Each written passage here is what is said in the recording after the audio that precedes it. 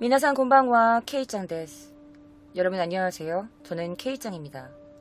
자, 매주 금요일 밤 12시 공포 컨텐츠를 생방송으로 진행하고 있습니다. 자, 저를 처음 보시는 분들이 계신다면 구독 버튼 눌러주시면 정말 저에게 큰 힘이 되고요. 영상을 보시다가 재밌다라고 생각이 드신다면 좋아요와 힘나는 댓글, 그리고 라이브를 실시간으로 시청하고 싶으시면 알람 버튼도 눌러주시면 정말 감사하겠습니다. 자, 오늘 제 모습을 보면 약간 조금 쾌행하고 뭔가 머리도 막 까치집 같고 뭔가 이상한 컨셉이라고 생각하시는 분들 계실 텐데요. 여러분들이 지금 어떤 상상을 하고 계시는지는 모르겠지만 글쎄요. 자, 오늘 저 K짱이 가지고 온 이야기는요, 일본에서 일어난 어마무시한 사건입니다. 자, 그러면 지금부터 K짱의 기묘한 이야기 속으로 여러분들을 초대합니다.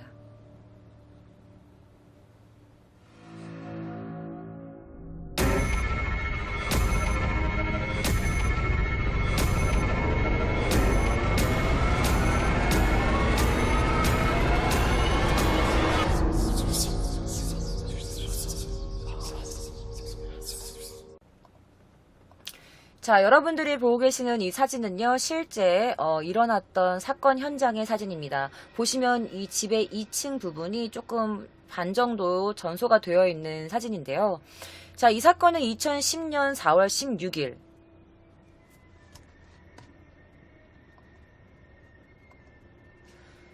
자, 이 사건은요, 2010년 4월 16일 오전 2시 40분경 토요가와시 이나마치 마에야마에 사는 58세의 한 남성 집에서 일어나게 됩니다. 자, 그 집에는요, 당시 그 58세의 남성과 그의 부인, 당시 동갑이었던 어머니, 부인이 같이 있었고요. 그리고 그의 셋째 아들과 셋째 아들의 부인, 그리고 셋째 아들의 그 딸이 있었습니다. 그러니까 당시 부부라고는 하지만 그냥 애인 사이인 상태에서 동거를 하고 있었던 것 같아요.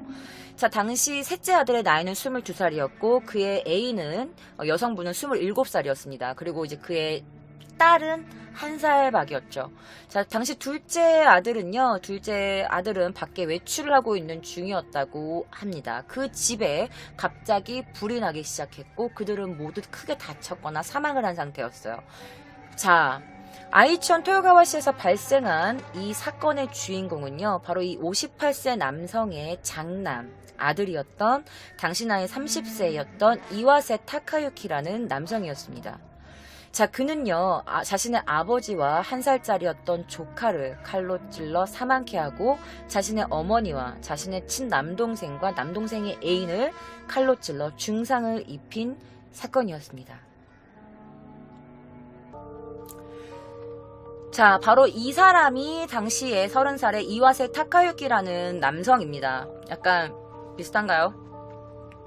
자, 그는요, 자신의 아버지와 그리고 조카 2명, 그리고 어머니까지 사망을 조카 2명을 사망시키고 3명을 중상을 입힌 사건이었습니다.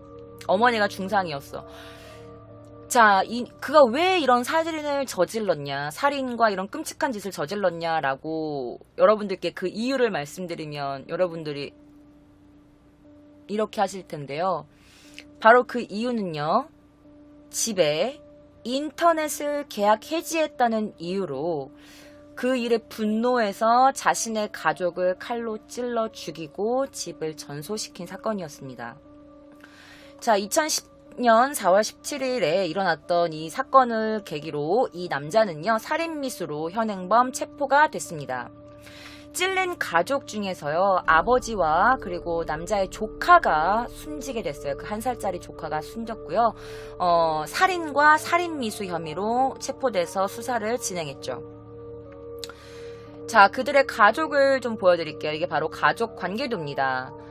그의 부모님이 계셨고요. 그리고 그의 가족, 형제였던 사람들이 이렇게 있었어요. 둘째 동생, 셋째 동생이 있었고, 셋째 동생과 애인 사이에서 나온 1살짜리 조카가 있었는데요. 이 조카가 사망을 하게 된 거죠.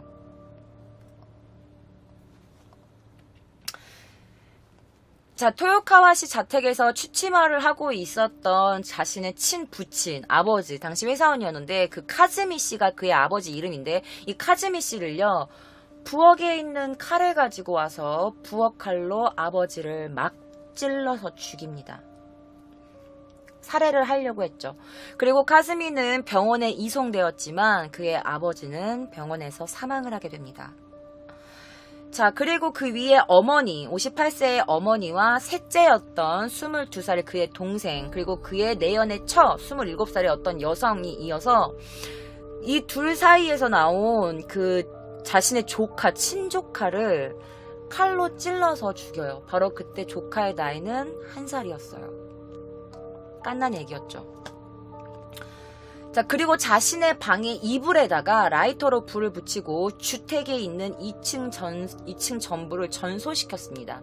자, 불탄 자리로부터 여자아이의 사체가 발견되었어요. 그리고 그의 모친은요, 대동맥 파열로 중상을 입었고 그의 둘째, 셋째 동생은요, 그리고 셋째 동생, 그의 내연녀까지 모두 크게 다치게 됩니다. 자, 그리고 그의 둘째, 셋째 동생과 그의 셋째 동생의 그 애인이었던 이 여성은요, 다 다치진 않았어. 이 둘은 다쳤어요. 셋째와 셋째 아들의 부인은 다쳤고요. 그리고 이 둘째 이 동생은요, 24살짜리 차남은 다행히도 신문 배달 중으로 외출 중에 있었다고 합니다. 자, 이와세 용의자는요, 이 조사에 대해서 왜 너 이렇게 가족들을 죽였냐라고 했더니 인터넷 계약을 아빠가 마음대로 해지해줬잖아요. 그거에 화났어요. 인터넷 계약을 마음대로 해지를 했기 때문에 죽이게 됐다 라고 진술했다고 합니다. 자, 이와세 씨는 이뿐만이 아닙니다. 사건이 있던 5일 전에는요, 자신의 친아버지인 카즈미 씨의 명의로 은행 계좌를 무단으로 만듭니다.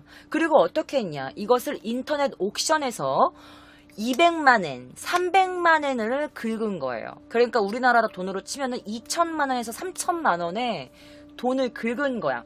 인터넷 옥션에서. 아빠의 허락도 없이 무단으로 계좌를 만들어서. 자, 그래서 가족이 사실은 이런 여러 번의 이런 사건으로 인해서 경찰에 상담을 한 적이 있다고 해요. 그래서 이제 그 경찰분들이 요즘에 인터넷 접속자들이 마음대로 이렇게 좀 정신 이상한 사람들이 약간 뭐 가족 말도 없이 막 인터넷에서 막 뭐 사고 그리고 맨날 게임만 하고 막 이렇게 하면 정신에 약간 문제가 생길 수 있으니까 일단은 그 인터넷을 좀 해지를 시키는 게 어떠십니까? 라고 경찰이 이렇게 상담을 해준 거예요. 그래가지고 인터넷 해지를 몇 번을 전에 시켰었대. 근데 인터넷을 해지시킬 때마다 이 남자가 미쳐가지고 난동을 부린 거예요. 왜 끊었어! 씨! 막 이러면서. 그래서 인터넷을 왜 맘대로 해지했어? 라면서 이제 부모님께 이렇게 패륜적인 행동을 한 적이 한두 번이 아니라고 합니다.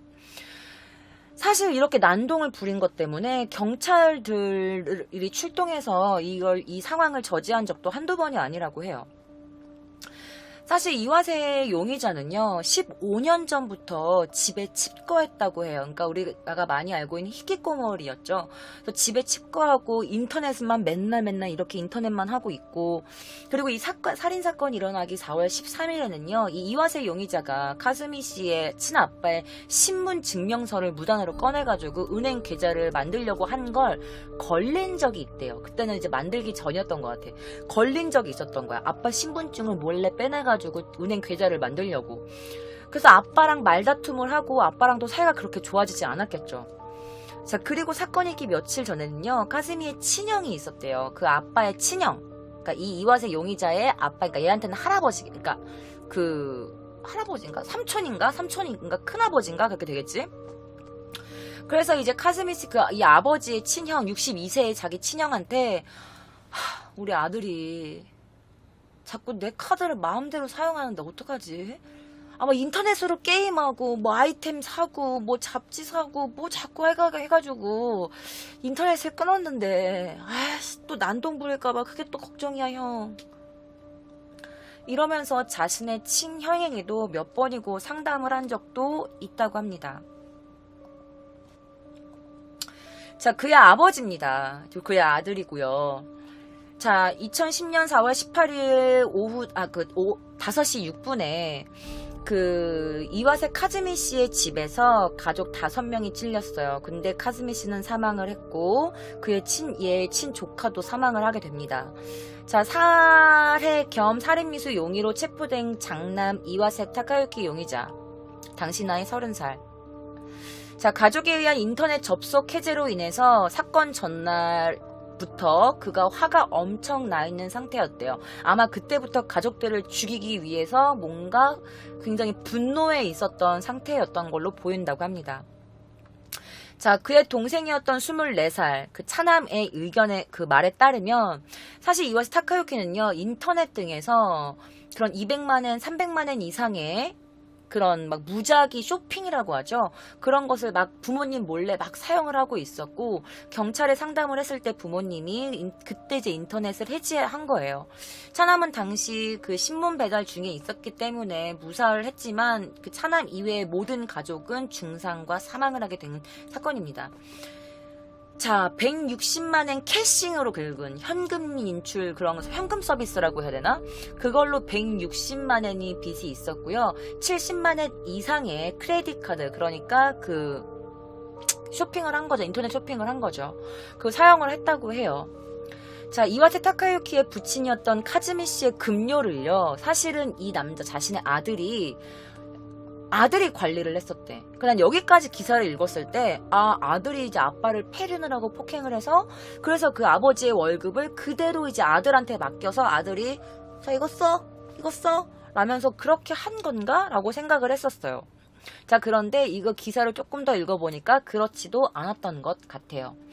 자, 타카유키가 이제 가족들의 금전 관리를 하고 있었다고 합니다. 아빠의 금전 관리를 하고 있었는데 이것 때문에 가족 간에 트러블이 많이 있었다고 해요.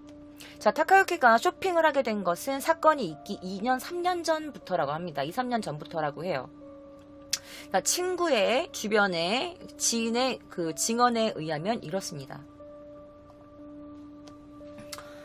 자, 뭐라고 하냐면은 택배로 상품들이 매일매일 집에 왔어요 라고 말을 한 거야. 이 증인이 지금 근처에 살고 있는 사람이라고 했는데 택배로 상품들이 매일매일 집에 왔어요 라고 이렇게 증언을 합니다. 자, 타카유키는 부친의 명의의 카드를 사용해서 사진집, 연예인 사진집 있잖아, 사진집이나 뭐 티셔츠, 뭐 자기가 좋아하는 애니메이션 뭐 그런 것들, 이런 것들을 그냥 막 긁은 거야. 아빠 카드로 생각도 안 하고. 그 상품이 도착해. 그럼 그걸 뜯어가지고 입거나 뭐 장식을 하거나 그런 게 아니라 상품이 도착을 해도 열어보지도 않고 그냥 상자가 그 물건들은 상자에 도착해 있는 그대로 2층의 방 대부분을 차지하고 있었다고 합니다. 도착하는 택배들은 뜯기지도 않은 채 2층의 방을 대부분 그냥 채우고 있었대요. 그러니까 차남이 이렇게 말해요. 형은요 약간 쇼핑 의존증이었던 것 같습니다. 쇼핑 의존증이 뭐냐? 사실은 쇼핑할 때는 그 희열감과 내가 이걸 샀다는 만족감이 들지만 사실 물건이 집에 도착해서 뜯어봤을 때는 뭐 허무함과 그런 거야. 그러니까 그냥 쇼핑이 도착했을 땐 택배 받을 때의 기쁨, 그게 끝인 거야. 그러니까 놓고 그냥 쇼핑을 하는 그 자체로 사람이 뭔가 만족감이 들고 여기서 뭔가 안식처를 찾는 거예요. 이게 바로 쇼핑 의존증이라고 하는 건데요. 이와세도 똑같은 느낌이었던 것 같아. 3월경부터 토요하시 시내에 있는 현의 상담 부서 현민생활 플라자에서 그 아빠나 이 이와세 가족들이 가가지고 상담을 했었대요. 우리 아들이 지금 이런 상태인데 어떻게 하면 좋습니까? 카드를 쓰지 말라 그래서 카드를 정지하면 자기가 몰래 내 신분증을 갖고 나가서 또 계좌를 만들고 인터넷을 해지하면 난동을 부리고 이거 어떻게 하면 좋습니까? 라고 했더니 이 차남이 말하기를 현민 플라자나 경찰에서는 크레딧 카드를 정지시키고 인터넷도 잠깐 끊어놓는 게 좋지 않겠냐 라면서 어드바이스를 해줬습니다 라고 이야기를 했다고 하네요. 자, 이와세 타카유키의 부친과 차남은요, 16일 신용정보기관에서 신용카드 이력을 조회합니다. 왜? 아들이 도대체 얼마만큼의 카드를 썼고 어떤 카드를 발급받았는지 알기 위해서. 그래서 조사를 했더니 200만엔이 넘는 빚이 이미 있었던 거예요. 아들이 멋대로 써가지고. 2주간 정도 전에 2주 동안 2천만 원이 넘는 돈을 쓴 거예요. 자, 그래서 이 타카유키 가족이 일단 인터넷을 해지시켜야겠다. 인터넷을 해지시키면 뭔가 물품을 구입할 수도 없고 얘가 이제 뭐 밖에 나가서 좀 뭔가 일을 한다던가 그렇게 하겠지. 인터넷이 안 되니까 맨날 컴퓨터만 하는데 인터넷이 끊기면 어떡해. 아무것도 할 게 없잖아. 그래서 일단 인터넷을 해지시켜야겠다. 그리고 카드도 정지시켜야겠다 했는데 이와세 타카유키가 어떻게 했냐? 처음에는 자기가 멋대로 아빠의 그 카드를 마음대로 가지고 가서 신용 발급 가져가서 다시 자기가 인터넷을 풀어요. 해지시킨 걸 다시 풀어요. 다시 인터넷이 가능하게 합니다. 자, 그래가지고 또다시 아빠가 16일에 재차 인터넷을 또 해지시켜. 그러니까 해지시키면 얘가 가가지고 다시 부활시키고 또 이제 아빠가 또 해지시키면 얘가 가가지고 또 부활시키고 그렇게 하다가 이제 아빠가 해지를 딱 시켜버린 거야. 그리고 그때 가게를 관리했던 그 집안의 금전을 관리했던 이 이와세 타카유키가 매달 아버지에게는 5만엔, 어머니에게는 4만엔을 줘요. 그리고 나머지는 다 자기가 쓴 거야. 아빠 5만엔 써. 엄마는 4만엔 써. 이번 달은 그렇게 써. 이렇게 하고 나머지는 다 자기가 쓴 거예요. 자, 둘째는 또 이렇게 말합니다. 아버지가 형한테 강하게 말하지 못하고 그러다가 결국 이 꼴이 난 거예요. 자, 이와세 타카유키는요, 중학교 졸업 후에 제가 회사에 취직을 했었다고 해요. 그런데 자신의 뭐 병, 뭐 몸이 약해서 뭐 이런 거를 핑계로 퇴직을 했다고 합니다. 그리고 나서 그 직후 자택에 틀어박히는 히키코모리 생활을 하게 된 겁니다.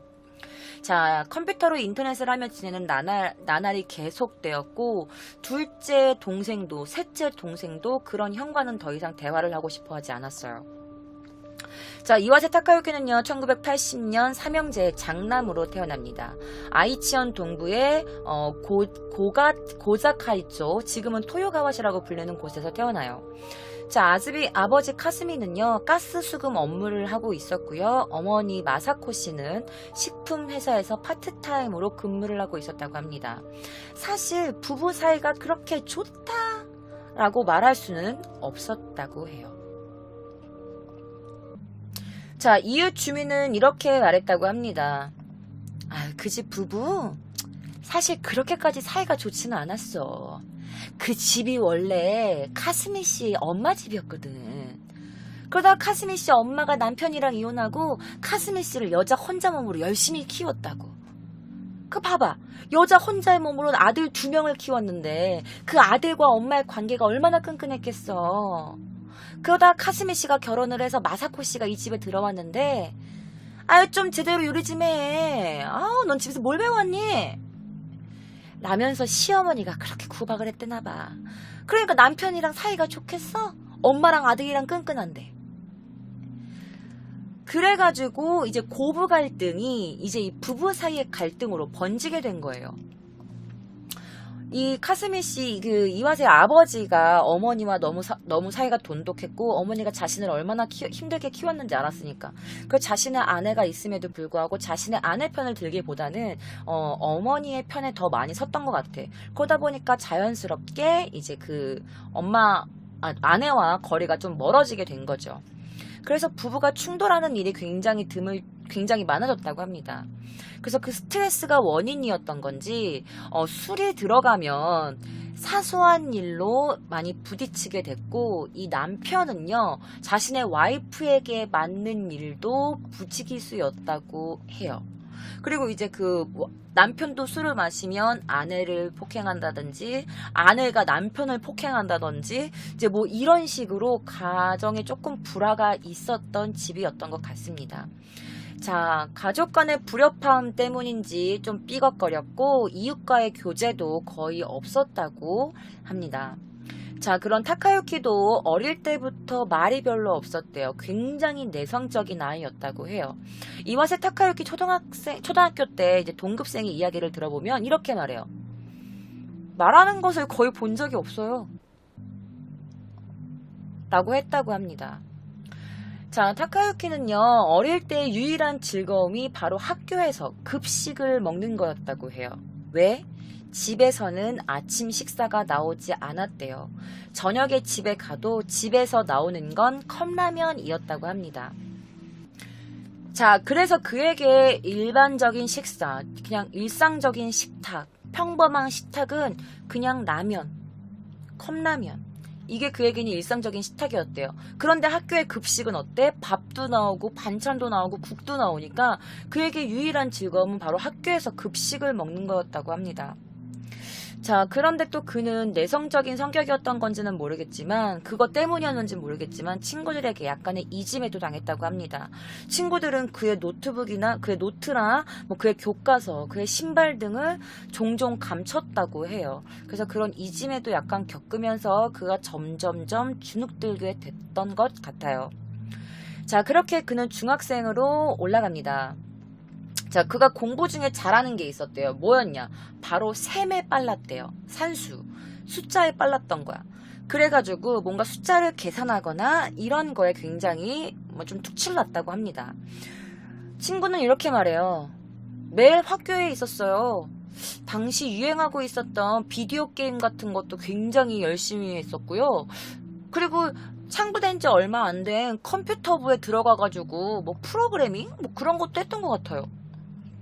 라고 친구가 동급생이 이렇게 증언을 해줬습니다. 자, 그는 일단은 산수, 숫자 셈에 굉장히 빨랐고 컴퓨터 관련된 프로그래밍이라든지 그런 거에 굉장히 좀 특출난 재능이 있었던 것 같아요. 그때부터 조금씩 게임을 좋아했었죠. 자, 그렇게 그가 중학교를 졸업했고 고등학교는 들어가지 않아요. 고등학교에는 진학을 하지 않은 채 과자 제조 공장에 근무를 합니다. 제과 공장에 근무를 하게 되는데 오로지 빵을 이렇게 포장하는 단순한 직업이었대요. 그런데 그는요, 게으름 피우는 일 없이 담담하게 자신의 맡은 일을 최선을 다했다고 합니다. 취업해서 1년 동안 성실하게 근무했는데 후배들과의 뭔가 교류도 없고 사람들과의 교류도 없어. 그럼 자기가 이제 먼저 들어왔으면 새로 들어온 이런 후배들을 좀 가르쳐 주거나 뭔가 이렇게 지도를 했어야 했는데 그는 그런 재주가 없었던 거야. 그러니까 후배들이 들어와도 가르치지도 않고 막 이렇게 하니까 사람들이 어떻게 생각해? 아, 쟤 뭐야? 지 것만 하면 다야? 이렇게 생각을 하게 된 거야. 그래가지고 이제 사람들한테 그렇게 약간 좀 은따? 그런 비슷한 걸 당해서 결국엔 그 제과 공장에서도 몸이 아프다는 핑계로 그만두고 그때부터 자택에서 히키코모리 생활을 하게 된 겁니다. 그리고 PC와 인터넷에 의존하는 생활을 하게 된 거죠.